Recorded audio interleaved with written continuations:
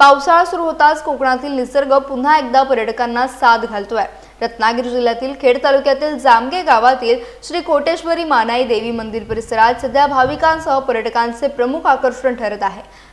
नवसाला पावणारी देवी म्हणून प्रसिद्ध असलेल्या मंदिराच्या सानिध्यात वाहणारा मनमोहक धबधबा मुसळधार पावसानंतर अधिकच बहरला असून त्याचे नयनरम्य रूप पाहण्यासाठी रत्नागिरीसह आसपासच्या जिल्ह्यातून मोठ्या संख्येने पर्यटक दाखल होत आहेत। धार्मिक श्रद्धा आणि निसर्ग सौंदर्याचा अनोखा संगम अनुभवण्यासाठी जामगे हे ठिकाण दिवसेंदिवस अधिक लोकप्रिय होत आहे।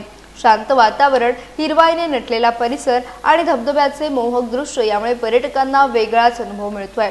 या पर्यटनस्थळी पर्यटकांसाठी अधिक सुविधा उपलब्ध करून देण्यासाठी जिल्हा परिषद कटिबद्ध असल्याची माहिती जिल्हा परिषद सदस्य अरुण कदम यांनी पत्रकारांशी बोलताना दिली।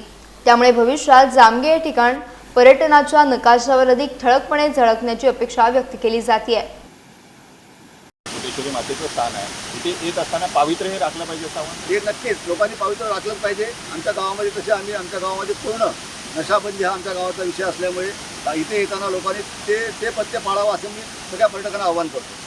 फक्त नशाबंदी नाही तर बाईंच्या माध्यमातून अखंड महाराष्ट्रामध्ये प्लास्टिक बंदीचा जो विषय आहे तो आम्ही करतो। आमच्या गावामध्ये प्लास्टिक तुम्हाला कुठेही दिसणार नाही आणि जर प्लास्टिक वापरतो आमच्या गावामध्ये लोकांना आम्ही दंड केला जातो। तर अशा प्रकारे येणाऱ्या पर्यटकांनी पण त्यांना त्रास होऊ नये म्हणून त्यांनी पण ते पथ्य पाळावे। कुठल्याही प्रकारचं त्यांनी नशाबाणी करू नये आणि त्यांना प्लास्टिकचा इथे गैरवापर करू नये असं माझं पर्यटकांना आव्हान आहे। त्याचबरोबर पर्जन्यदृष्टीचा तसा धोका नाही आणि इथे येताना लोक ते बघून येतात, पण माझी पर्यटकांना नक्की विनंती आहे की ज्या वेळेचा पर्जन्योत्सव होईल तेव्हा आपण या धबधब्याचा मोह टाळावा, लांबून आपण त्याचं दर्शन घ्यावं, जवळपास कोणी जाऊ नये असं मी सगळ्यांना आव्हान करतो।